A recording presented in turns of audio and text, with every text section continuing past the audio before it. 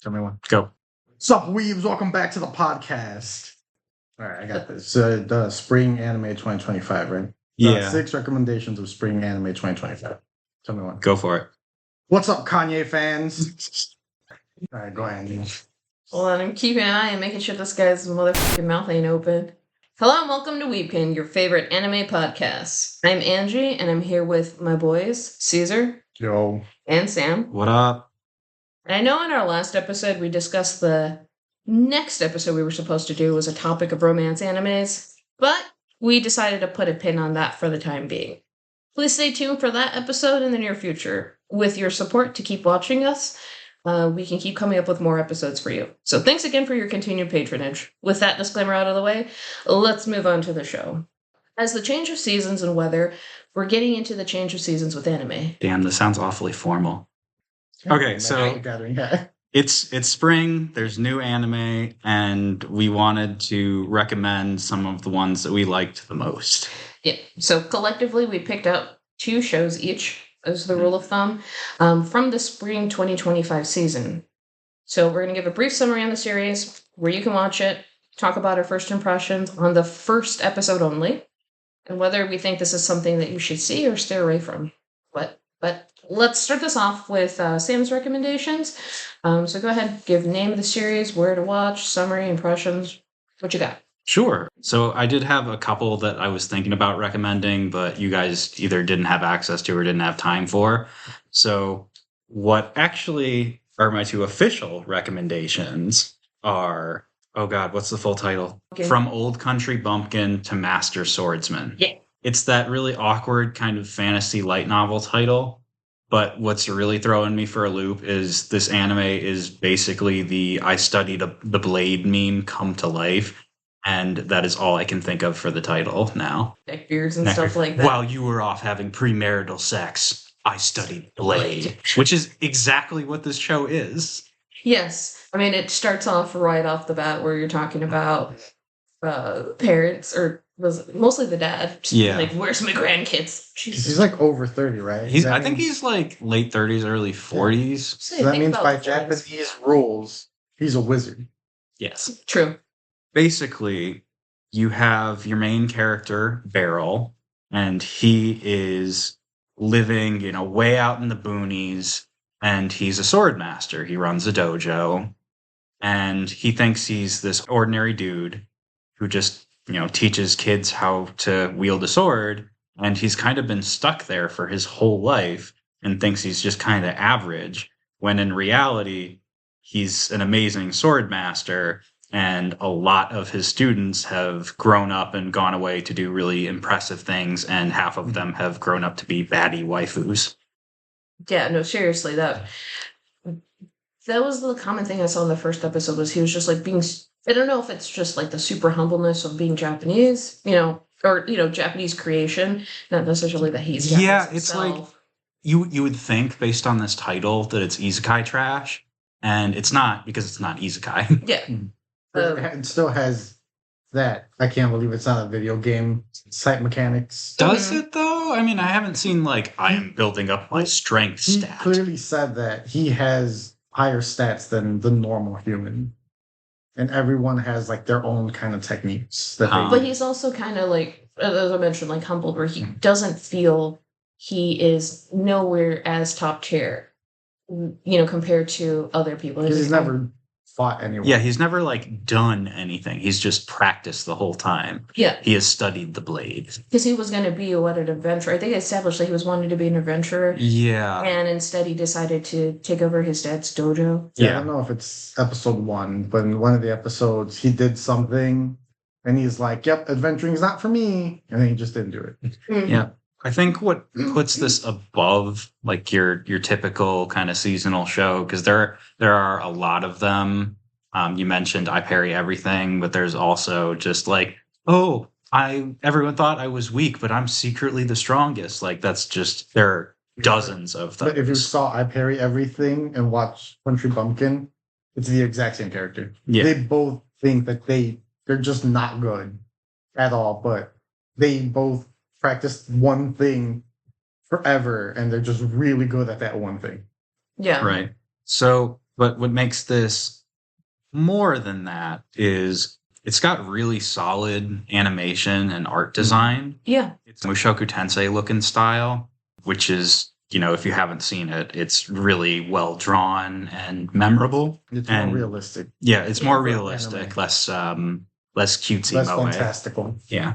Mhm. And the animation is pretty fluid, and for a show with a lot of sword fights, the sword fights in particular do live up to like that standard, where it's not just bullshit anime stuff where he disappears and there's a flash of light that's supposed to represent swords crossing.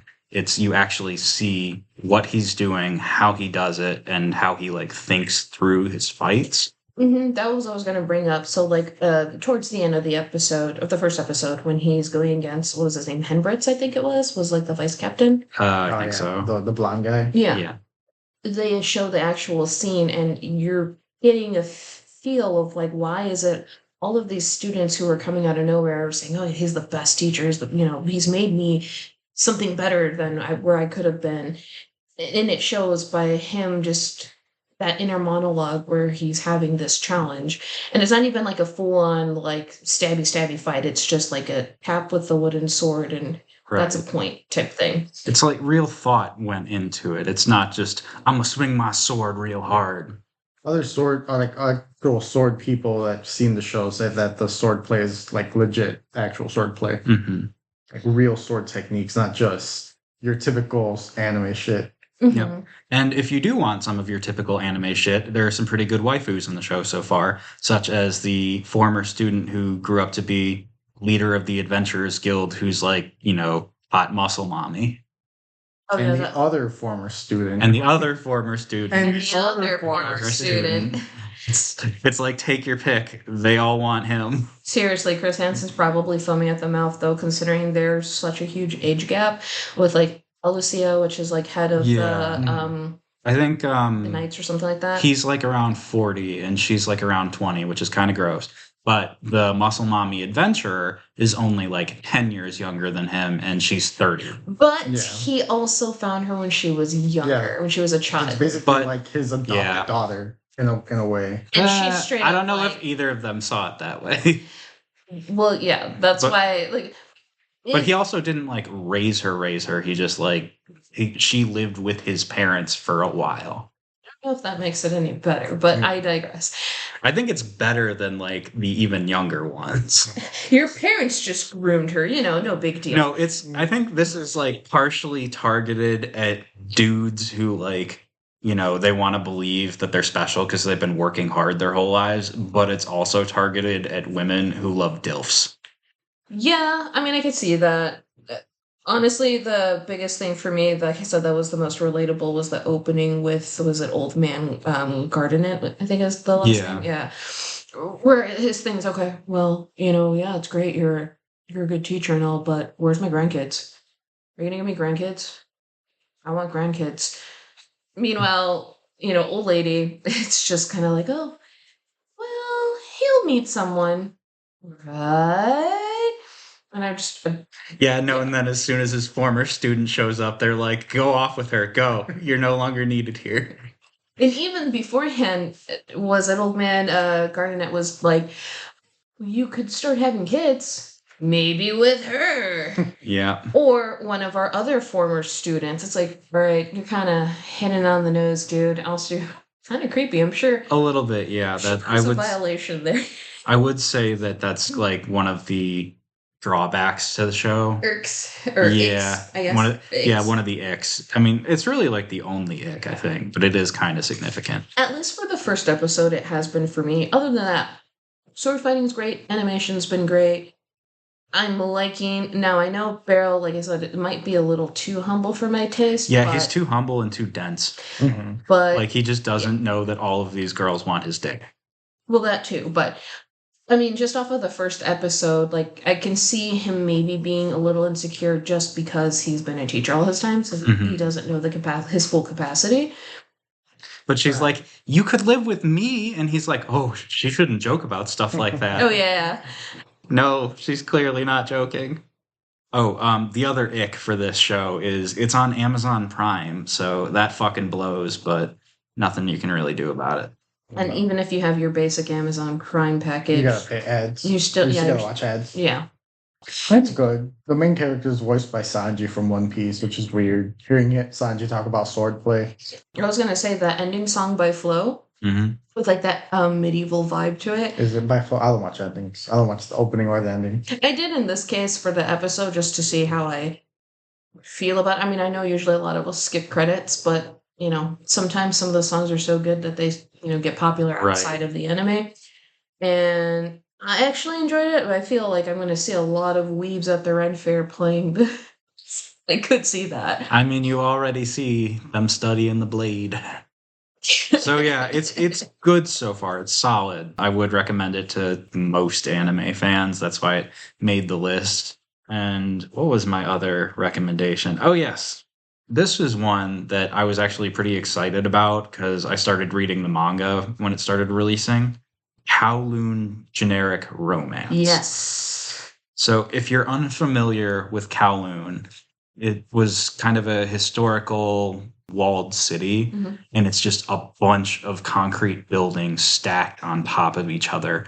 For a time, it was the most densely populated city in the world. 30,000 people over like a few square blocks all crammed on top of each other. Lawless chaos. And then it was in China, and they finally demolished it. And well, they cleared it out first, then they demolished it back in the 80s. So this kind of takes the idea of that setting, Kowloon, this incredibly like strange, densely packed city, and creates another one. I think it is clarified later on. I remember it was in the manga that it's basically Kowloon 2. It's not the same one, a different version of it. So that's the setting. And there are all sorts of different people here, and the main character is a real estate agent trying to sell all the different units in Kowloon, and there's like a varying level of poverty, and it's kind of weird. Realistic. Yeah. And then she kind of strikes up a romance with her coworker. But under the surface, there's something really weird going on, and it's vaguely sci-fi and very interesting. So I actually stumbled across this manga version. I sent it to you. Yes, Sam recommended it. Manga. I saw. We know Cesar. And then I saw some other online like tubers that also had read the manga, and one of the first things that I fell in love with it is that nostalgia. Yeah, the vintage art style is really cool. And it's still passed on even with the anime, although maybe not as much, but you can still see hints of it, even though there's occasional like 2.5D animation thrown in there. But with the cyberpunk thing in the sky. Yeah. It's just got those late 80s kind of character designs. Yeah, like late 80s, early 90s. It's really beautiful. So first of all, love the animation. That already grasps me, but I almost forgot about how much like Kudo. So Kudo is the male character who's the co-worker of our female lead, which is Kujirai, or Reiko Kujirai. Kudo is just an asshole. Yeah, no, he really starts off as a jerk, and you're like, what the fuck is going on? Like, why is she into him? Oh, and yeah. They have some weird kind of history that's hinted at, but the strange part is she's not fully aware of what's going on, and he is for some reason. There's, a bit of a weird like flash forward kind of thing in the first episode where you're like, what's real? What's really going on? Mm-hmm. Well, I mean, like, okay, so with the opening, when you have Reiko going in to clock in, and just like, oh, just about to clock in on time, and Kudo just like pushes her out of the way to punch. I'm just like, boy, if you don't be in my way when I punch you, I'm gonna punch you through the wall. Like, I swear to God. And it's one of those things where, like, oh, well, you know what? I'll make it up to you by taking you to lunch. But then she doesn't even get to go where she wanted to go. Yep. She's like, we're going here. Yeah. Well, she's not paying. You're causing me to be late. I'm 2 minutes late. Like, if you're going to be like, okay, I'm going to make it up to you, let me go ahead and get you lunch, then I get to go where I want to go. That's not how it works. That's exactly how it works. You're causing me to get penalized. But I digress. Yeah. I mean, they do establish that he's not necessarily an entirely bad guy. I mean, he could be. He could also not be, just because he shows that he really does care about trying to find appropriate living accommodations for people regardless of their background. So, like, they have hints of that in the first episode. But, yeah, regardless if it's on the manga or the anime, like, that first impression is like, boy, I'll beat you. But that's just me. I think this one is definitely going to be like a sleeper hit, just with that kind of underlying mystery and like the cool art. It's not a typical setting, and it's more romance, which I think a lot of anime fans kind of ignore because it's two adult characters. It's not like a high school romance, which is typical for anime. Yeah. Which is why I started reading it in the first place, because it was just more unique. I think this one could turn out to be really, really good if they do it right. It seems like they are so far. The pacing is a little fast. They could let it breathe a little more, but I think it's really solid. I would say that was kind of the thing I noticed with the pacing, because I feel like in the first episode yourself, you kind of get an idea of what's going on with Reiko, and like why Kudo's being so evasive. Maybe not enough to ruin it for people who want to continue, but I can see someone who would maybe just watch and be like, oh, it's because of this. I don't want to give spoilers just because I've read it. Y'all have a different opinion. I was watching the episode, I'm like, damn, this episode is dragging fast. It felt so long, that episode. It felt longer than a half an hour. Really? Maybe it's because we already knew. Like, I was saying maybe because we've read it prior to. Yeah. What I do like is just the sexual tension between Reiko and Kudo. Oh my god. It's intense. Side note, when he gives her the goldfish, the animal lover in me is just like, don't put it in a vase.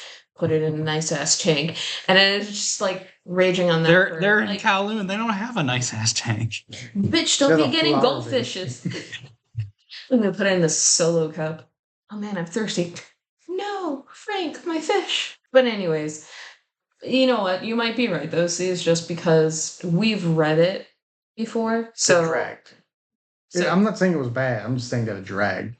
It did not feel like half an hour. I thought it was pretty quick, but again, same. That's me, and I also read it. So yeah, I would say just because of the unique nature of the storyline. Yeah, definitely worth checking out, even if it's not normally your thing. At the very least, reading it if you really, really, really like nostalgia artwork. The artwork is great, and the animation brings it to life really well, and the color is really bright and nice. Like, it's not. Because you can imagine that sort of setting being dark and dingy, but it's really showing you the life that's there. And it's still pretty dark and dingy, but it's vibrant. Yeah. For the aesthetic of the anime. It's like grungy neon as opposed to like rain-soaked concrete. Oh, it's also on Crunchyroll. Yeah, and those are my two recommendations. I'll say that ending plot twist of episode 1 was like, yo, that's wild. Oh, when their tension... It caught me off guard. Yeah. Yeah. No, the actual ending. Oh, okay. The after credit scene. Right. Oh, okay.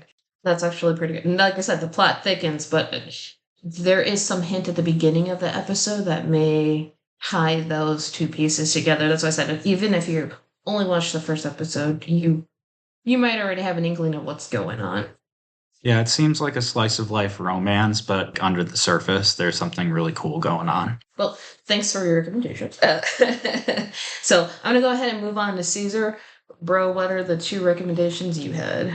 Beginning after the end, because I need my shitty isekai of the season. Yeah, I wanted to ask about that. So, why are you recommending it? It's not bad. I don't know what people are complaining about. Animation's fine.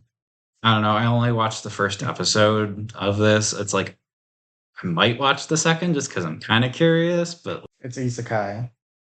And I like that the dude was bad in his past life. Now he's trying to be good in his new life. Yeah, You never get the bad people coming back. It's always just some dude dies and now he's the hero. It's kind of weird because it's sort of a mix of all of those anime where it's like, I'm the evil king or the demon lord, and then I die and get reincarnated and no one knows who I am.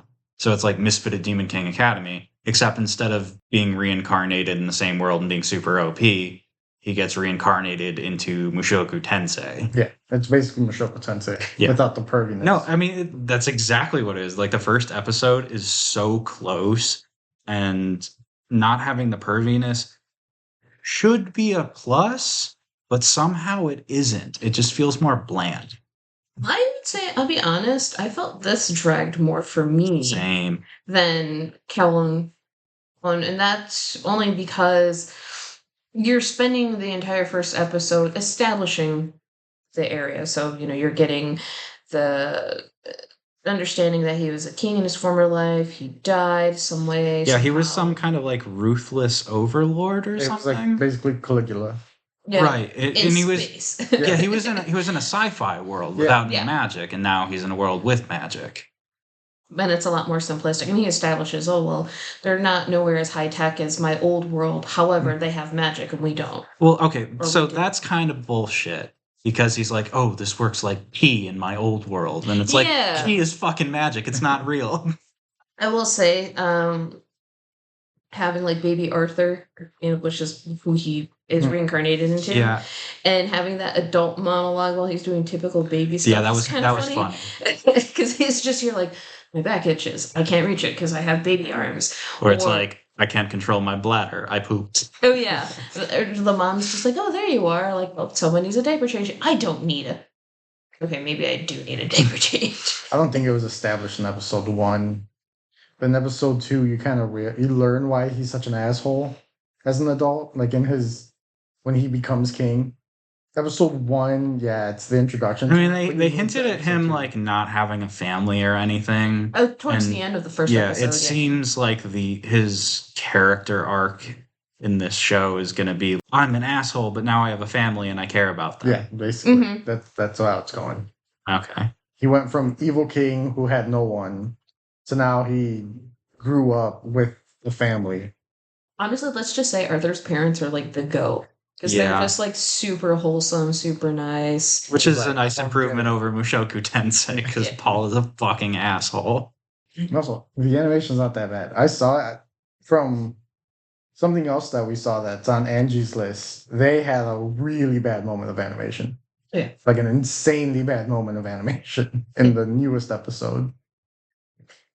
I would say, I didn't think that the animation was too bad for this one. No, I've been hearing a lot about it. The problem is, I guess the art style in the manhwa or the web comic is really, really good. Compared to... And the anime is really, really not okay. It's like subpar, substandard. It's and all the fans I'd say it's a little below mid, but... That's what it is. All the fans are complaining about the art not being the same as the manhwa. Okay. Yeah. I mean, I kind of get that. Like, I mean, we could talk about Berserk again, but it's the same thing. Solo leveling isn't as detailed as the manhwa. Yeah, because it's a moving image. It can't be. A little bit harder on the expenses. I get it. Yeah, but solo leveling's so hype that no one cares about it. Well, also, it did get a banger second season, so I will admit that the first season I didn't like. The second season was pretty good. So what I was going to say, I mentioned, it's like I said, it's just my shitty isekai of the season. Yeah, it's like I usually have at least one of those, or it's like my lunch show where I'm not really paying attention. I just have it on the background when I'm eating lunch. It was like too bad. Like I said, it was dragging a bit, but it kind of establishes how he's gonna grow from going forward. So like growing up with his original timeline where it hints that he's like an orphan, nobody loved him. And he still kind of had that mentality at the beginning, reincarnated, where even as a baby, he's like, I'm going to try to build up my magic core or my mana core, which is like my key in my previous lifetime. Which is very Mushoku Tensei, too. Yeah. No, they straight up fucking stole that scene with learning magic from Mushoku Tensei. They changed it from water to fire, but it was still blowing up part of the house with a surprising bit of magic. Yeah. But then he's like meditating and like floating, and it looks goofy as fuck. That's what they did in Dragon Ball Z. I'm sure it was just a nod to Dragon Ball Z. Oh, well, yeah, I'm sure. That doesn't mean it doesn't look goofy. Well, yeah, it was goofy. But that being said... like, honey, our 2-year-old is floating and meditating. He looks like a douche. Also, was it... I don't know if it was episode 1 or episode 2. He fought his dad, and his dad's like, how the fuck can you do that? You're 2. I'm pretty sure. Yeah, that was episode 1. Well, he was doing He was the sparring. Yeah, he was practicing sparring. And he like infused his sword or his stick with mana. And the dad's like, you shouldn't be able to do that. I think the part that was funny was when Dad's trying to show off by levitating the rocks. He's like, "Look at me, I'm so cool," and he's just like, "He's not cool at all." Yeah. Like that's kind of cute though. That's real. Realistic. But I think by the end of the episode, like I said, because he has this like power hungry dynamic from his previous life, and he tried to utilize that even now. Like, I gotta keep getting stronger. I had to get stronger, and then it's like, what for? Then he realized, yeah, what for? When his, world domination. I guess so. Why else would he do it? Well, now I guess he has a reason because he has a loving family, and I'm going to presume as the more we go and watch, we'll see that he has more people that he will love. I don't know.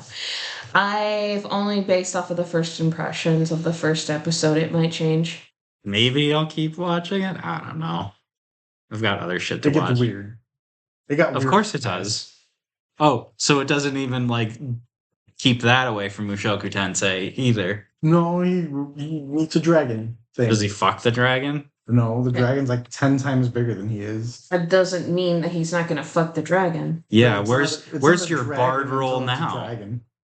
Okay. It's a demon, and then it turns into a dragon. So when it's... Is it a waifu or is it just No, it's like dragon. Oh. It's like a demon. It's what you would think a demon should look like. What's more fuckable, Negative. the demon or the dragon? Negative points for Neither. it not being a dragon waifu. It's a dragon and a demon. Yeah, but we all know that Gross dragons demon need to and be a cute big anime gross- girls. No, we just need to know that they have a hole, because if there's a hole, there's a way. She has 3 holes. She has a hole in her chest. There you go. Okay. So what you're telling me is that he fucks the chest. What? So he's going all alien in this shit? Listen, if Tommy Wiseau can fuck belly buttons in the room, Where there's a will, There's a belly button. there's a belly button. my dick's going in that belly button. You have a lot to cut off. It's Yep. Okay, so what's your second recommendation, Cesar? What's it called? I just have a nin ass on my paper. a ninja. Oh, A ninja. a ninja and assassin under the same roof. Yeah. It's hilarious. Yeah, It- it's really funny. It's giving Nichiko. Nichiko meets Shinobuden. Or Yeah. ninja nonsense. Yeah. So it's like, there is this Ninja village. ninja Randomly. village, random ninja village, as you do, and then this dumbass ninja who's not good at her job, just like kind of gets swept up in like In the these people trying revolution. in the revolution. And so she's trying to escape, and she does escape, but then she doesn't really know what to do. And now all of the other ninjas are out to get her, Mhm. and she meets an assassin girl. Wait, hold on. She doesn't meet an assassin girl. An assassin girl walks by her and kicks her for no fucking reason. She's laying in the street. Yep. I guess it was to make sure she was still alive. Here, let me kick her. Yep, still kicking. So the assassin wants to be like the best assassin so she can get paid more, I guess. And she actually enlists the ninja's help because the ninja's one ability is to turn bodies into leaves. No, things. Anything. Anything. Anything into leaves. But specifically, she wants it for the bodies. And the murder weapons. And the She can murder get rid of the murder weapons. Yeah, she has leaf transformation jutsu, and she's like, oh, I can use this. Not gonna lie, when I first saw the opening where it was kind of like in that colored manga style, I was like, oh god, it's gonna be like the way of the husband, where it's just like movable manga panels. But then once it opened up to the opening credits, The action animation is surprisingly good. Yeah. I think it's because the animation itself is so like chibi, Yeah. poppy. They Yeah. can focus more on the actual battle animation. hmm What I thought was hilarious was like the character design is really good and memorable, Mhm. and they introduced not one but 2 like adorable ninja girls just to kill them really quickly. From her village. Yeah, from her village. And you're like, oh, these are going to be recurring characters. Nope. 'Cause No, the they're village not. Sent out all the ninjas to go hunt all the rogue ninjas. Which I think it was hilarious, though, when you think about, like, they break their fourth wall several times. And in Mhm. this case, Satoko is the ninja, and Konoha is yeah. the Yeah. assassin. Well, And isn't her name something else? Like she lies to Satoko? Probably does. Yeah. at school, I think she's called Koga. Yep, that's what it is. But So yeah. funny, if you know Naruto, that Konoha's the name of the village. Yeah. But Koga's also like the ninja from Pokemon. The ninja guy from Pokemon. Oh yeah, I forgot about that. He's also a character in Inuyasha. He's a wolf demon, but Mhm. that's not relevant to ninjas. However, Konoha, like, breaking the fourth wall, is just talking about, like, what's the point with the outfits from the ninjas in your village? Are you guys trying to get spotted? Because in her mind, as an assassin, you try to blend in with your surroundings. Meanwhile, Satoko is there in a very obvious ninja outfit that even, like, classmates of Konoha's like, why is she dressed like a ninja? It's like, she likes like to cosplay. Even when she's wearing normal clothes, which Yeah. is probably like episode 2, she still wears the shuriken accessory in her hair. Yeah. She's like, what's with the... Are you like a ninja? So they just Yeah. call her out all the time. So I've been at least enjoying that where they're breaking the fourth wall on the Mhm. occasion. I like the Yep. dynamic because the ninja's so bubbly and the assassin's like, bro, I don't give a fuck. Yeah, I really it's do like not care. yeah, it's like Genki Girl meets like dark and brooding. Yeah, Yeah, they have good like chemistry. Perfect The- Strangers. Perfect strangers, and the humor is surprisingly dark, and I love it. Yeah, well, especially as you just mentioned earlier, where the two ninjas who come from the village try to Mhm. assassinate Satoko, and like 2 seconds later, they're just killed off. Well, I think what had me laughing the hardest in the first episode was she was talking to her friend at school, and then later she gets a text and she's like, "Huh, my next target is that girl's dad," and then she just doesn't fucking hesitate and Yeah, kills him. next scene, she's like, Oh "Oh my well. god." Yeah, Oh well. I will say though that it kind of blends the two characters' personalities in a way because they're both. It's established that both of them are cold and ruthless in their own dynamics. So it's like, oh, you killed him without hesitation. That's kind of cold. Let me hide the body. No hesitation. She's like, "Yeah, there's Yeah. nothing. There's nothing I can do now. He's already Yeah. dead." And it's like, wow, you're just as cold as I am. Yeah. They're like, what are you talking about? But I do enjoy that. And the fact that Satoko, because she's so terrible at doing ninja stuff. Yeah, she's like a great housewife. Yeah. and cooking and cleaning. And Yeah. So it's established, I want to say in episode 1, that in order to rank up as an assassin, you have to have clean kills, which she says she's bad at, which is why she wants Ninja Girl to turn everything into leaves Mhm. to rise her ranks. And in order to hide bodies, you have to pay a service. Mhm. Yep. So, So she doesn't she's want just to pay saving anyone. money. She just wants to use the Ninja Girl for all of these things. Because she can't cook, she can't clean. She has a wet ass pussy apparently. She's, That's true. she's Cardi B. That's true because they did establish. Oh, I just followed the scent of your panties. Meanwhile, the classmates like, it's like a erotic manga. Yeah, that was. It's like what? What? So yeah, the assassin girl can't do anything. Yeah. She's basically using Ninja Girl's free labor. Mm-hmm. But she pays her. I mean, pays her half. she's good at killing Yeah. people, but that's it. Yeah. And she's fair because she actually gives her half the earnings. Mm-hmm. Which probably is a lot cheaper than doing a cleaning service when you think about it. Yeah. I think she gives her like $80,000, 80,000 yen. That was her half 80,000 yen is for like killing dad. That was her half. $7,000. Yeah, What was it? but she's also a ninja. She doesn't even know what money is. Oh yeah, that was really funny. She doesn't didn't know know what cell anything, phones yeah. were Yeah. either. She's like, I grew up in a ninja village. I don't know what that is. I do like the way that they do establish that the ranking system that they do for the assassins is similar to like if you rank a restaurant.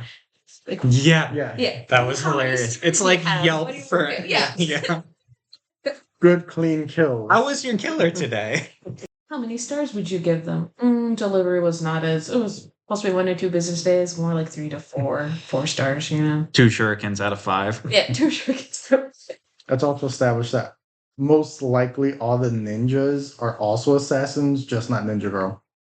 Yeah. She's so bad at everything. Well, apparently a lot of the assassins, or they established that a lot of the assassins come from her village. Yeah, and right. she didn't even realize that. And Yeah, she's not that bright. no, the revolution was some of the ninjas no longer wanted to kill people. That's why they threw the coup. But they were just wanting to leave. Yeah, but that's it. why they no longer want to do ninja stuff. And then how they rope her in was just like, "You're ready to join us, right?" And she goes, "Okay." They kind of just grabbed her on the way out. Yeah. She kind of just literally got grabbed and forced to leave. And then they just fucking left her. Yeah. Yep. Because they're like, well, if we're all together, we'll probably get hunted down, so bye.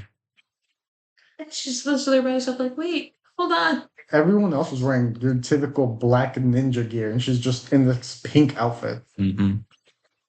It's in the middle of the street. Like a pastel out. Yeah.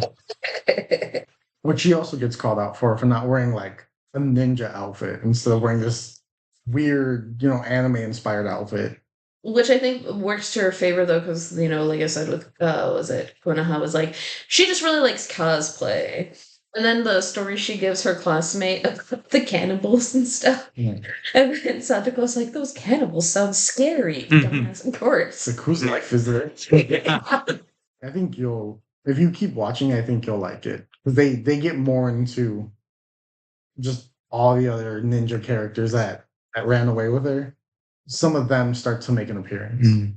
Yeah, so it's on Crunchyroll. I think we all really like it and would recommend it. Yeah, definitely. Especially if you like Nichijou. Yeah, or like definitely those vibes. Shikunoko, or what's it called? What was that? Nokotan? Yeah, Nokotan. Anything like those weird. It's like brain-rotting absurdist ones. anime economies. Jesus, I can't talk tonight. Kanye. Absurdist anime comedies. Absurdist Kanye comedies. If you like a goofy and you don't want anything to be too serious, I think this is a good watch. Mm-hmm. Yeah. So, time to hit up my recommendations. So, first recommendation I have is The Gorilla God's Go-To Girl, which is currently on Crunchyroll. This one's about a noble lady named Sophia Reeler who dreams of a simple and peaceful life. So, when her class gets their magical animal blessings, she's hoping to get something simple. The animal blessings can be stuff like if you have a blessing of the bird, you're able to fly, or a blessing of a fish, you'll be able to swim really good. And then instead, she just gets blessed by a gorilla god. Tits out for Harambe. Yeah. Harambe. The gorilla god grants her with like unimaginable strength. And then Strength, speed, small durability. penis. Everything gorillas known for. Love for bananas, of course. And this causes her initial plans of having a simple life to be crushed as the Royal Knights are like interested in recruiting her to their ranks. Because they're chosen by the gorilla. Yeah, so it's like they call it a combat blessing, Yeah. which is not what she wanted at all. Yeah. But now that she's in the Knight Corps, she gets kind of thrust into what looks like it's going to be a reverse harem situation. Oh yeah. Yeah. And so I do find it to be a bit generic. Yeah, it does feel very generic shoujo. It's giving Fruits Basket meets like Oran High School Host Club. Yeah. Yeah, which, I mean, if you can say it's like all of these things, it's generic. Well, yeah. Yes. I think the part that really gets me is like with the whole it's generic is just I'm a normal girl who wants to live an average life. Yeah, it's like you're the that's daughter. very cookie cutter shoujo. You're a daughter of a noble family. You're not going to get a simple No, but life. she's the daughter of a noble family from the sticks. Yeah. Yeah. But She's even barely that is cookie cutter shoujo fantasy. Yeah. She's barely a noble compared to everyone else in the. Well, yeah, compared to everyone else, yeah. Yeah. They do set up the lore pretty quickly about the Mhm. animal gods, though. Right. I mean, I'm not saying that makes it bad. It's one of the ones I'm enjoying most this season. Yeah, I saw all the episodes. I thought it was fun. Yeah. It's just like, if you're familiar with the standard shoujo tropes, you'll recognize them immediately when you start watching this. Also, Dog Boy, best boy. Oh my god. Yes. Dog boy, yes, best boy. Yes, Yep. yes. He has to be 100. best boy. He's a dog. Though I kind of thought you would go to the kind of Sasuke The emo type. dude? Yeah, the emo dude. That guy. Eddie? Eddie. Yeah, Eddie's such not like it's not an emo name. It's not. His animal's gonna be something fucking dumb, like a squirrel or a gerbil. Yeah, something Because he stupid. does not want to talk about it. Yeah, I feel like it'll be one of two things. It'll either be like super dark and brooding and it'll fit, or it'll be something incredibly stupid and funny.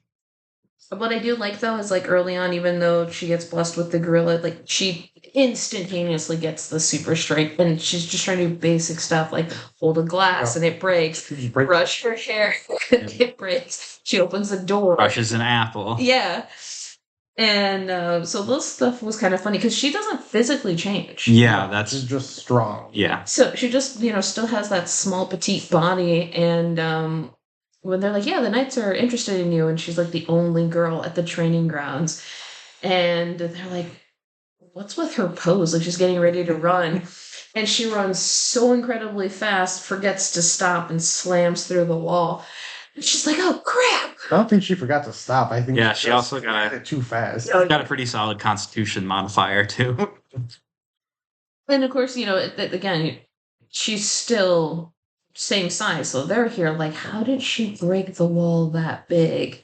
She's tiny. She also fell like 30 feet inside. Oh yeah, the second But test. no one. Yeah, brought it up. Oh, and she princess carried Isaac, which is best boy, Yes. because he's terrified of heights, and she's like, I got you. Isn't that what we all want? To be After princess carried by a him, beautiful girl. She grabbed him and threw his ass straight down. Yeah. And then princess carried. I mean, realistically though, I think we can all agree we all love Isaac. Mhm. Best boy. Of course. Good boy. But what's Golden Retriever. The main dude, the senpai. Oh yeah, Louis. She called, or in the dub she just says Louis, which sounds kind of dumb. Yeah. Or was it Louis or Louis? I don't It's No, she just said Louis. Not even like trying to make it sound French and fancy, just Louis. Hey, Louis. know. Louis or whatever. How does she sound in English? Is she like your standard Midwestern accent? Does she have like a Southern thing? Bubbly East Coast kind of. Which, like, I mean, her voice actress, I think, fits pretty well for the character. Everyone else is kind of like fine, but hers is I'll watch good. at least a little bit to hear her English. I would say I haven't heard it in English yet. I only watched it in Japanese. You saw the last episode, right? I only saw the first two. So, point of really bad animation is they're like walking up the stairs, and it kind of looks like they're like on popsicle sticks because they're just. That's yeah. I'm like. Because I'd never call out bad animation, and I saw that. Bullshit. Shenanigans. I'm talking about Nonsense. CGI is shit. Horse CGI feathers. is not animation. I'm talking about your hand drawn cell animation, and this shit literally looks like they're on popsicle sticks because they're just like bouncing up the stairs. Like they're going up in increments, and it looks so out of place. I would say I think I've only seen episode 1 and 2. I saw last night. That's why it's still fresh in my head. I went back and watched it again to make sure I wasn't like crazy. I will say though, since we're going back to talking about how generic, enjoyable but generic it is when Sophia's meeting up with Louis, like the first time, it's like, oh, flower petals in the background. Yeah. And then like the scene where after she saved Isaac from falling and her hands are all scarred up and stuff, and he's like, let me put the ointment on you, and it's supposed to be like this very Like, oh my god. and I'm here like I've got secondhand embarrassment. Yeah. Just watching this. I should look the witness. That's why I said it's like Goron, because every time the boys come up, the flowers come out. Yeah. Yeah, except like I don't know that it's being played for comedy the way it is in Oron. Like this feels like it's being played straight, like in an actual like romance. Yeah, kind of. I mean, it's still enjoyable, I'll admit, but it's definitely, if you're really not a shoujo person or you don't like the generic tropes of shoujo, you might want to stray away from this. If you enjoy that stuff, definitely recommend. I think it's funny, like I said, well, the humor for me, a lot of it is the fact that she's got gorilla strength. And, Yeah, it's that gap movie. Yeah. And I actually enjoy that. And it's like sometimes they'll animate the gorilla like behind her doing cute poses. It almost implies like the gorilla's like on her shoulder, like always with her, not just like that's just her blessing. Like there's no gorilla there. She didn't just get its powers. Like she kind of like interacts with its spirit. Mm-hmm. I mean, what goes with with the name of the series. Yeah, but I think it's a solid show. I'm gonna keep watching it. Yeah, so definitely recommend.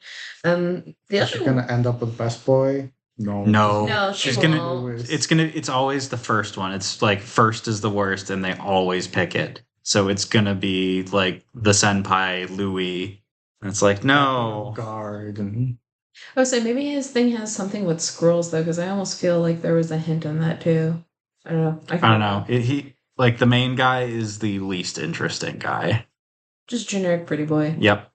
Well, I was gonna say the other thing that was also kind of funny was the fact that she doesn't want anyone to know about her gorilla. Night- Yeah. and the night. Yeah, she's super embarrassed about it too. And what was it? The like classmates of hers and stuff, especially like the super popular girl who's The bitch. Yeah, no, that was straight out of Fruits Basket. yeah. Where it's like all the girls are obsessed with the main guy, and then the main guy is into the No. like the female guys, because it's all three of them. Right. Eddie, like the main Boy. guys are into the female main character because reasons, and then like all of the bitchy bullies are mad at the female main character because she's getting all the attention from the guys. Yep. Yeah. That is straight out of Fruits Basket. But it's like one of those things, even in the first episode before it's a, like at the before. very end, where they go into the classroom. Yeah, and Mhm. it's kind of one of those things where she's just like, oh my god, how dare she know all these people, or, stuff like that. And it's like, girl, you have to like, just slap the woman, shove her through the window. Like, yeah, you don't even have to, like, just own that shit. own it. Like, There's a very Spider-Man mentality. it, Like, I'm too strong to like push people around. I mean, that's true. Yeah, she still has a very like I'm not good enough attitude. And then I guess Beryl, is like that too, where it's like, Yeah, I mean Beryl could stand to be a little bit more like confident and aware. Mm. It's like he can't trip without hitting a hot former student in the Capitol. yeah, true. And he keeps running into him. Yep. Even the dude in the last episode. What was it? I think the popular girl's name was like Clarissa or something like that. Clarissa. Of course it was. Clarissa. And a very haughty name. She did the laugh in one of the episodes. Oh, Yeah, the Ojo-sama laugh. Yeah. And I'm just Not gonna lie, I love Ojo-sama laughs though. Yeah, They're yeah. great. That's one of my favorite tropes. I'm hoping to see how much what comes more out of that, because it can come in one or two ways. One, she gets absolutely humiliated and then we don't speak of it again, or she starts to befriend her. I don't know. Yeah, I mean, we'll see. I think what I'm hoping it doesn't do is have the male characters solve all of her problems, which is such a fucking cop-out. Like, I mean- she needs to, either embrace who she is as the gorilla girl or, just become friends with the person. I feel like she's not going to have as many problems, and they're all going to get solved with gorilla powers. I hope But so. not with her trying. But, They're like- just going to be resolved because of her gorilla powers. But some shoujo stories are like, oh, the male lead comes and saves me. True. But it's being played out where she's the strongest. Yeah. She's, I hope they keep up Yeah. with that. I'm gonna say I am kind of enjoying that a little bit. she's more. much better than all the boys. But I'll move on to my final recommendation.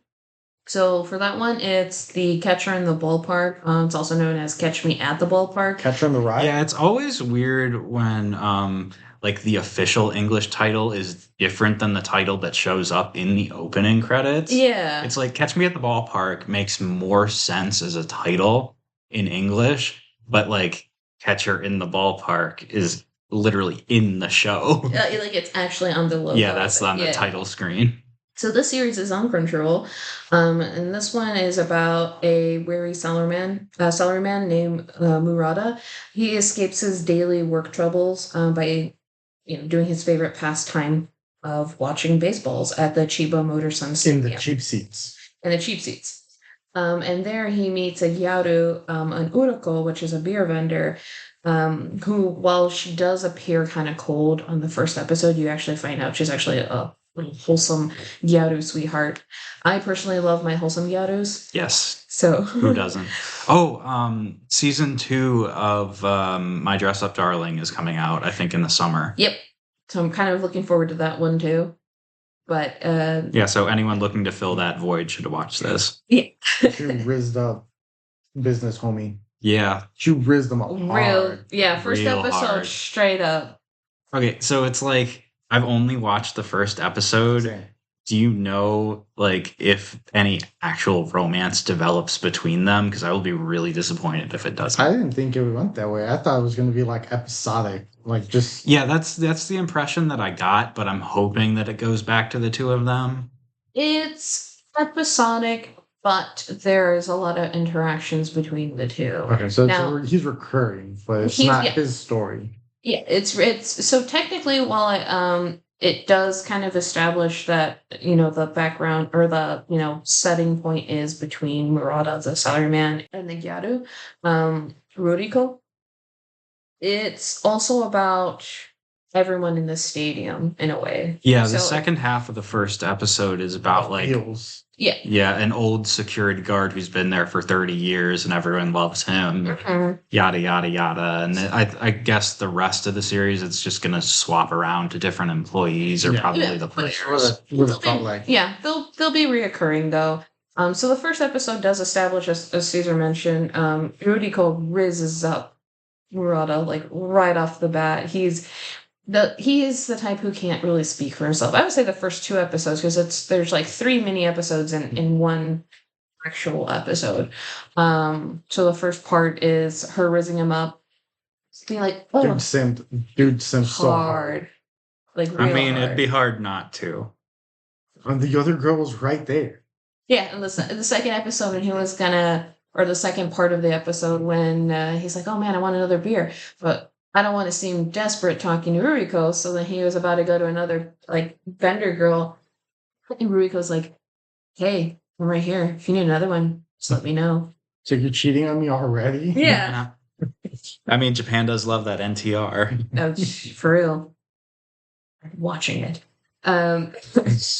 but it is cute though because you can see even though she's rizzing him up like there on the cheap seats, soon as she goes back or is in the process of like maybe swapping out her keg or something, she's like super bashful, like, "Oh my god, I can't believe I said that, oh my god," and like you feel embarrassed with her. I don't know if it was actually the cheap seats. She just called him out for not being with all the other business dudes. No. He said when he first went there, he just went into like the seats that you can like just walk into and pick one up, and those are usually like the cheaper ones. Because she's like, why aren't you with all those business guys on the other side over there? Mhm. And he's like, because I am a loner and I'm looking to pick up a gyaru. Yeah, right. That's what I would do. Yeah, I mean, that's what all the anime protagonists would do. But I will say though, I watched a couple more episodes. I think I'm on episode 3 or 4. And I've been enjoying it. I like the interactions for everyone else that's in the stadium. So if you're an episodic, like short form series type individual, this is definitely something. Yeah, I think for me, there might not be, like, if it were a rom-com between them, I might be more interested. But even as someone who really likes baseball and going to baseball games, it might not be quite enough for me. I think if it were focusing too much on their relationship, it wouldn't last that long. True. 2, I think it would be kind of boring because it's like, okay, how many times can we watch them interact before they make it official? Yeah. In the baseball. Yeah, I guess they'd have to Mhm. shift the focus. So that's kind of why I like it the way it is. And like you mentioned, the third part of the episode was the security guard. So you had the older security guard, Igarashi, and he had the rookie guard, Takimoto, who's like this, "I just wanted their autographs. I just wanted to watch baseball a day. Oh, I can't believe I'm standing here." Like, he's kind of just being a typical younger Yeah. generation person. And Igarashi takes things maybe a little too seriously. But it was cute Yeah. to find out with the episode where the little girl is lost, and with the help of Igarashi, like kind of guiding Takimoto into like reassuring everything's gonna be okay, we're gonna get your parents, and then like he gets a flashback because he actually had the same experience. Yeah, when he was a kid. And so he like behind the locker room or whatever, he thanks him for doing it when he was a kid, Mhm. and it's like that wholesome moment. So, like, for me, I was like, oh, this is definitely going to be more than just a romance Yeah. series. Yeah. So, that's what I liked, though. I think one of the things that bugged me a little, and this happens with some slice of life series like this, where it kind of feels like an ad. For baseball? Yeah, it's like Japan's Japan loves advertising. baseball. Oh. I know Japan loves, or I know Japan loves baseball, but it feels like they're specifically advertising. Come, hang out at all our ballparks. Like it's fun. Like Japanese tourism boards like fund anime. Right. As much as I love Eurocamp, it's a tourism ad. So it's Last like season Super was Cub. Okinawa. Okinawa. Yeah, anime. Okinawa is. I mean, that's straight up just There an was an advertisement. ad. It was straight up an ad. Yeah, I mean, it happens every once in a while. Like there was a show called Super Cub that was literally a Honda ad. Yeah. So it feels a little bit like that, which bugs me sometimes. It's not like Ace of Diamond, which is just baseball. Yeah, I mean, But in high school. there are several like good baseball anime. Like 1 Ounce is great, but that's all about the game. Yeah. And I mean, This is just like chilling at the ballpark. That's what it's called. That's the what it's baseball called. is not relevant. Yeah, it's they do make some references to baseball. So if you're a fan of baseball, you might get the I'm references. saying it's just not. Yeah. It's not the It's not- priority. Yeah. It's not the focus. I just don't like feeling like someone's trying to sell me something. You're trying to sell your beer. Sapporo Dry. Oh, so they have different vendors for different beers. I don't know too. what beer she was selling. I think she said dry. She said something dry. I support hot blonde characters. She's not blonde. She's Yes, she Japanese. is. She dyed her hair blonde. She's not a natural blonde. No, but I mean, I can see what you're saying about that, but honestly, considering the alternative of You like Code Geass. Code Geass was one giant advertisement for Pizza Hut. I actually don't really like Code Geass. We've been over Wow, big this. fan. I was gonna say the compared to like the recent experience with tourism with Japan, I'm pretty sure. Hey, coming to our ballpark is probably like the least of their worries compared to nuisance streamers and stuff. Yeah, I mean, I'm not saying that's something that like kills the series. It's just like a minor thing that I didn't really like about it. I mean, that might be a point of contention for some people. They might also agree with you where I don't want to have a series or watch a series or follow a series that may or may not be just a big ad. Mm-hmm. But yeah, I think it's good. I would keep watching it though, mostly for the Gyaru. oh yeah, definitely. I would say if you're looking though, like you asked earlier, like if you're looking for a focus on the romance, it takes a minute. For those who maybe want impressions for future episodes, there's hint of another person who may or may not like Murata as well. So Yeah, I think if you're a romance fan, you're much better off this season with Kowloon or even Gorilla God. yeah, For sure. for sure, yeah. This is more kind of like a fun stuff to have in the background. Yep. And I don't think they have it in English dub yet, though. I think Not yet, but it seems like it could be one of those that could have a good dub. Yeah. What the hell is this? I'm the evil lord of an intergalactic empire. I don't know, sounds like dog shit to me. Apparently it's new. I guess it's coming out this season. I mean, there It is. were It's a couple other series that I kind of wanted to mention. Vigilantes is much better than My Hero Academia. Yep, Cesar, you want to talk about My Hero Academia Vigilantes? Yes. It's good. For me, The end. I would No. say it gives me a lot of the feeling of it's the boys, the anime. Yeah, it does give me that kind of vibe. It's just good. It's what MHA should have been. Superheroes fighting it's like- supervillains. My Hero felt like an anime about superheroes.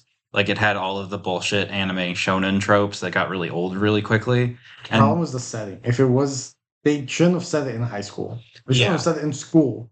Yep, the That's school what makes- school killed it. That's what makes the Deku Vigilante arc so much better because they weren't in school. He was just fucking people up. Mhm. Yep. I think also, because Vigilantes has a different writer, And honestly, I think this writer has like a better understanding of what makes the superhero genre work. Mm-hmm. Because it's much more about the heroes dealing with not only their problems, but trying to help people as best they can. And just the whole vigilante setup just feels better and more natural than everyone has a quirk and they're all just kind of, doing stuff. And there's an entire school for heroes. It seems like Knuckle Duster probably doesn't even have a quirk. I think he just likes a fucking former people boxer, up. Yeah. He seems like a former boxer who's just punching people out. His superpower was that he went to Ippo's boxing gym. Yes. I mean, also, I feel like part of with My Hero Academia, it was good when it was good, and then it fell off. And then it got really boring. Well, so I think Kohei wasn't planning on it being as long as it became. It probably wasn't. He probably wanted to finish it. I think so. Shonen Jump's like, no, keep going. Keep going because it's super popular. From my understanding, he really wanted to kind of work as more of an American artist and work on American comics because that's more of his passion. Correct me if I'm wrong. No, I think you're right. And so this was just kind of like a placeholder thing. And once it really hit and started going, they were like, you got to keep going. He's like... At least he actually put in the effort. Like Akasaka for Oshinoko, like intentionally made the worst ending possible because he got pissed off at his own fans. Yeah, I would say that. It's like, don't get me fucking started on that. It's the thing that I was worried about with Kowloon, with how the progression of the story, because it's like that mystery and it makes you, it hooks you to want to read more or watch more. It's so easy to start a thrilling mystery, but it's so hard to finish one. Yeah, and Oshinoko, that's kind of where it was like, oh man, like it keeps going, and then after a while it's like, okay, well then this got kind of weird. Yeah. This definitely got kind of weird. I don't even know what it's about. Some kid gets reincarnated as some girl's baby or something. That's as much as I know. Yeah. And then there's more. Like if it had just kept it at that, okay. But it kind of sidelined pretty quick. And then the ending is just kind of like, all right. He's like, well, the ending, not to give too much detail, was basically the author saying, no, this shit is a tragedy, and then he makes it super edgy and stupid. Yeah. And then it's like no one really learns anything. He's like, I'm gonna sink all your ships. Not that I really had much ships after a while. Some of the like possible ships were actually good though. Yeah, but we're not talking about Oshinoko too much. But yeah, the My Hero spinoff, Vigilantes, is pretty good and interesting, and to me more interesting than the original show. And it's canon. Kohei said it was canon. Yeah, it's supposed to be before, technically the timeline before. It's 5 years before Deku's story. Yeah. So. Yeah. And apparently the crawler, or the main guy, he's like hella broken. He just doesn't know it yet. Mm-hmm. He's basically Spider-Man. I would say Spider-Man. Spider-Man. He seems Spider-Man inspired. Yeah. I mean, Kohei loves Spider-Man. If it's not established even in an original My Hero, he freaking really loves Spider-Man. That makes sense. I'm not entirely sure if it's him because I didn't look into it. No, it's a different author. No. In My Hero, there's like a superhero, and his whole thing is that he could just glide. Oh. I don't know if it's the same guy, but he doesn't need to touch 3 points of contact. That dude's just gliding. Mm-hmm. Probably, if you kept watching, you'd see him in the show.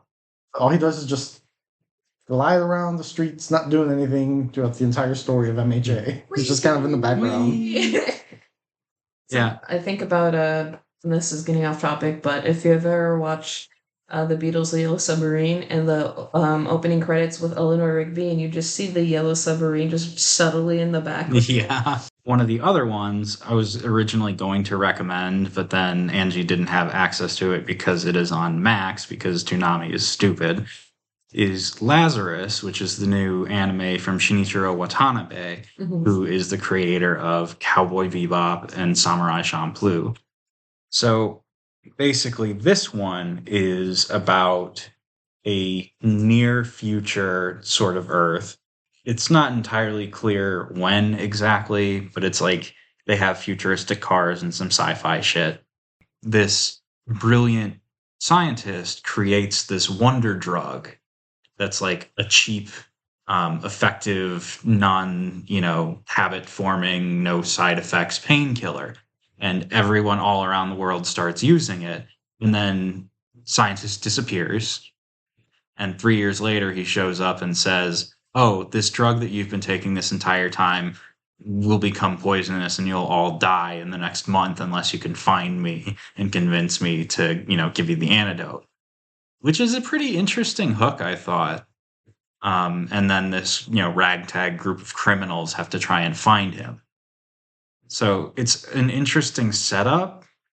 I don't know that it's really living up to its potential after 2 episodes. I mean, I think, Cesar, you watched the first one? No, I didn't watch it. Oh. Well, okay, so... I watched that British comedy show instead. So it's got good art and animation, the kind of stuff you would expect from Shinichiro Watanabe and his team. Dope soundtrack from Yoko Kanno, just what you would expect from them. And some of the fight scenes and choreography are done by Chad Stahelski from John Wick. So it's like, that's all cool, but it just kind of feels weirdly empty and like oddly paced. Like, I know Bebop is kind of slow, but it works. But this feels like stuff is happening on screen, but it's not really affecting the story. And the characters are super, super thin. So we'll see if it gets any better. It might just wind up being, kind of good, not, anything great. I think, honestly, with his shows, it's kind of been like a series of diminishing returns. Like Bebop, amazing, all-time classic. Samurai Champloo, really, really good. Might probably be like in my top 50. Beck, Mongolian Chop Squad, really solid music anime. And then you've got Terror and Resonance, which is pretty good, And then Michiko and Hatchin was all right. I haven't felt the need to rewatch it. Had some good parts. Dandy? Space Dandy is good. I don't watch that either. Space Dandy is a hilarious comedy. So I'll kind of put that as its own thing. Pin that for another topic. Yeah. Maybe. Yeah. Yeah, Space Dandy's hilarious. This season that you want to talk about? I saw like one more. I saw one or two more. So nothing else particularly, although I did want to point out, I actually thought one of you guys would have recommended please put them on Takamine-san. No, I saw like 5 minutes of it when it got weird and I turned it off. Well, because I've been seeing that. I have it in my watch list and I have not watched it yet. Well, I think because I watched things with Bunny Senpai and some of these other series that it was recommending it to me. And I just saw, or not even saw it, but read the blurb for it, and it's pretty much it's about a girl changing her clothes and being able to time travel. Yeah, it's taking off her underwear lets her time travel. It's the most anime premise you've ever heard. And for some reason, I'm here thinking one of these guys is probably going to recommend this. It sounds very fan servicey. I saw it. When I saw what the premise was, I was like.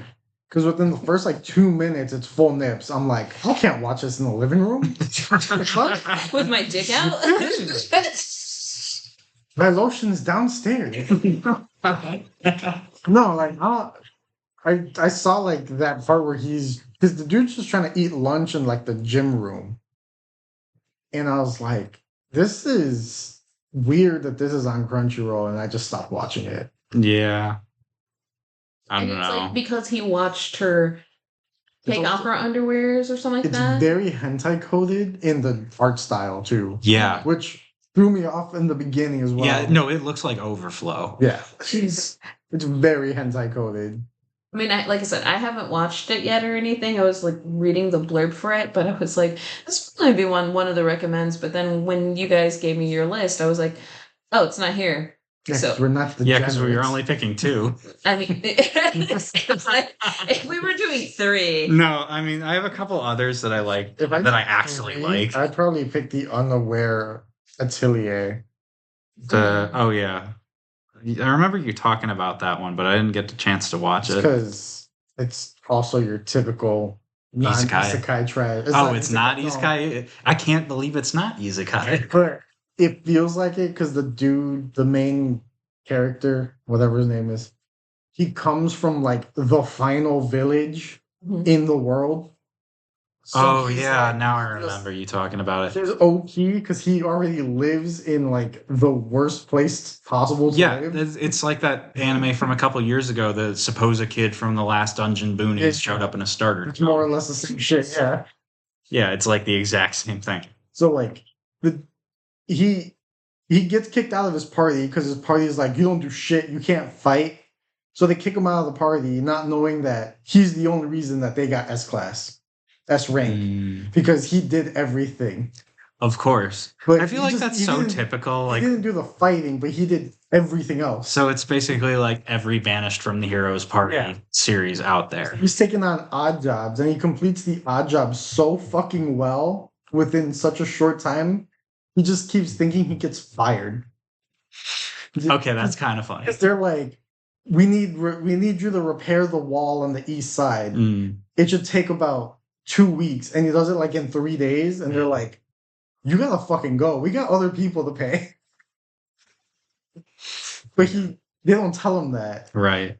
and they don't give him the money. They give his like recruiter the money, which is like 80,000 gold. He doesn't know he has that money. And as the show goes on, like a fucking skeleton army comes out of nowhere, and they all go to the wall. And he's so good at doing shit, he put purification magic on the wall, so they just disappeared Oh, as they touch the wall. so he's Aqua. He's stupidly broken, That might be fun. I was gonna say, other than that, and he doesn't No. know anything. He's like Barrel. Everyone's like, Wow. you're so good. He's like, no, I am kind can't of do sick of anything." dense MCs right now, though. yeah. But I was gonna say before the other thing I was gonna mention was yeah. I want to see it. I put it on my watch list. Mobile Suit Gundams like GQ, like 50 different U's X. Oh yeah, I heard about that one. And the only reason why it really caught my eye was because the cover has like the girl with like the red hair. I think her name is like Amade or something like that. But she looks very similar to me to Mizuki from another series I watched called Boku Girl, which maybe I'll put a pin on that for a future episode. But like the looks look very similar. Obviously, premise is completely different, but and then I just also kind of enjoy Gundams Yeah. on the side, so something that I'm maybe considering watching. Yeah, it's on my list too. I just haven't gotten around to it. I'm not a Gundam fan. I don't like giant robot anime. Yeah, but if they're cute Gurren anime Lagann girls in it. and Code Geass. That's it. Those are the only. I don't like mech animes, except for these following mech animes. Yeah. Except for literally these two. Okay. Go ahead. So there are 3 that I watched I that like are, that one too. but so the first one is one of multiple witch anime coming out this They're all season. Yeah. No, they're There's not. a lot Witch of- Watch is really funny. It's a good comedy. So I only saw like the first episode, maybe 2. So Witch Watch? yeah. Yeah, it's like, so this young witch Mhm. is coming back home after being away at school for a while, and she now has to live with her childhood friend who is an Oni guy, and she's kind of terrible at magic. It's like it's just like more slapstick comedy, and it's really funny. At least the first episode was like when she flies in, she breaks his glass sliding door. And she's like, "Oh, I can fix it. I just With need something else magic. to like channel it with." And she's like, "I need something that's like really precious to you." So he gets like, "Here's my favorite mug." And she's like, "All right, let me use that as like to channel my magic." So the door fixes itself, and then his favorite mug shatters as like paying a price.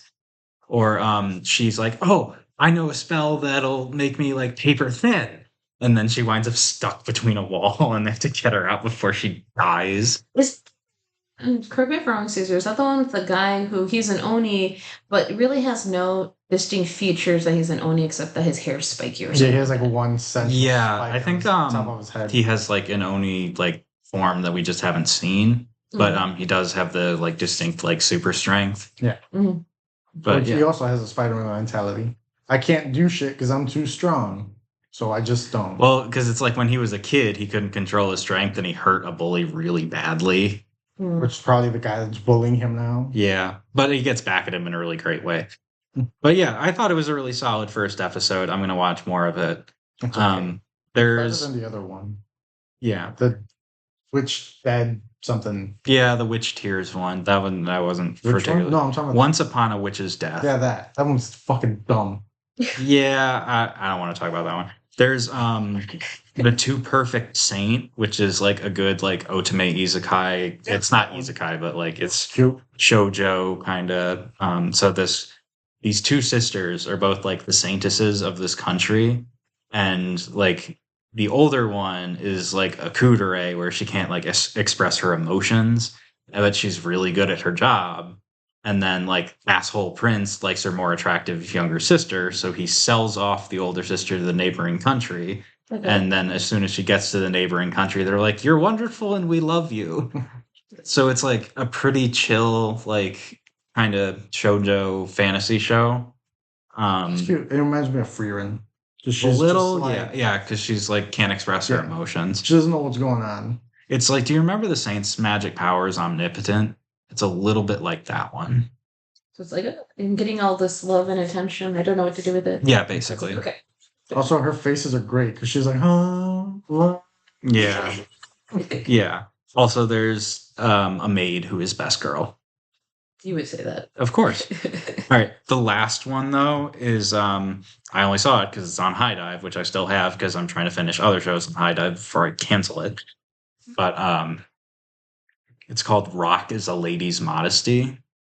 So hear me out on this. It is like you mixed Bochi the Rock or on High School Host Club and you made both the female leads lesbians. Okay. I mean, I don't know how many lesbians were in the other two shows, but hey, continue. Our own High School Host Club had at least 3. Okay. But so main girl is a former guitar player. You know, she grew up with her dad was in a band. And then her dad died and her mom remarried a rich dude and she had to like give up the guitar to, you know, be like a proper, you know, society socialite, whatever. And then she's going to this fancy, you know, all girls school and she's very like proper and prim. And then on the off chance she meets this other girl who is alone in so there's like an old abandoned schoolhouse that's like they're renovating. Mhm. And she meets this other girl, like the other super popular prim girl who is just going hard on the drums, like rocking the fuck out. And she's like, hell yeah. And then like she like sees her, you know, listening and she's like, oh, you look like you play the guitar based on the calluses on your fingers. Mm. And she's like, I used to, but I don't anymore. And she's like, jam with me. And she's like, no, I'm a proper lady. And so she's like, oh, so what you're really saying is you suck at guitar and you don't want to play with me. It says here you're a little bitch. Yeah. So it's like they like angrily jam out at each other and it's like very clearly like metaphor for sex. Just, you know, when you just fucking scissor fuck really hard. Yeah, no, it's like hate fucking turned into music. Yeah. But those times. yeah, so it's like there's like the music is really solid because what they did is they actually rotoscoped a real band playing. So like Bochi. Sorta, yeah. So the fingering and like hand placements are yeah. And with the drums too. And it's like that's not what I thought you meant by fingering. oh, it is. But yeah. They just rotoscoped stuff from the hub, you know? Mm-hmm. Yeah, it's very colorful and expressive and musically accurate. The tension between the two leads is great, but there's also good like kind of comedy, and it's a really solid show. Which it just sucks that it's on High Dive. Mm. It's like I'm gonna keep watching it though, and the music that they're playing is like hard rock into metal, so it's like you don't get that as much like in anime. Drink some water here, fine. You don't get that as much in anime. That ghost really fucking your throat, huh? Mm-hmm. So I've been watching The Brilliant Healer's New Life in the Shadows. Oh yeah, I have that on my watch Which list, but I is- didn't start it. Interesting. It's another I'm OP as fuck, but I don't think I'm OP as fuck. I can't do that trope And anymore. he's like, he just wants to help people, Mm-hmm. but in this world, you need to have like a license to be a doctor or to use medical magic, I guess. So he's like, fuck it. I'm gonna open an underground clinic. So he's helping the slums. Oh, He's like in the slums, helping all the 3 gang leaders. Because there's like different factions. There's like lizard people, orcs, and the other one. So he's helping. Tieflings. It's something like that. He's helping them, but he's charging them crazy amounts of money because he can't. Because he's underground. They're in the slums. They're bad people, so he can charge them what he wants. Yeah.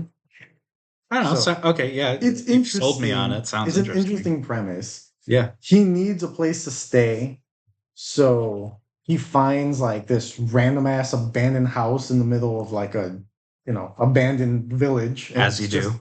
It's just the nicest house Of course it that he is. finds. So he goes into the house, and there's Sam's new best girl, just a lich. She Oh, just of course. ghost girl. She just lives in that house. And she's like, "What are you doing in my house?" Oh, is this that girl with the umbrella or the parasol? Is she blue? Yeah. Yeah, that one. Ooh, I'm gonna watch this. So Ghost Girl, at first Ghost Girl's like, "Get out of my house," but again, he's so OP without knowing he's OP, and she's like a lich.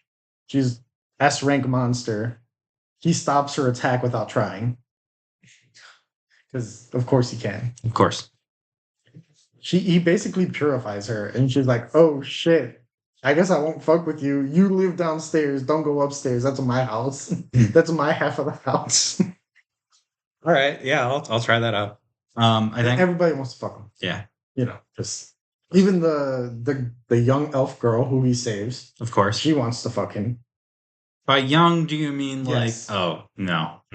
She's like 12. No. Can we fucking not Japan? Like, please. Well, she looks. I like my 12. elves to have big boobs. Thank you. No, this is clearly a girl, like a child. No. But he saves No, her thank from you. being. I think she was like kidnapped, and he saves her from being kidnapped. No, he buys her.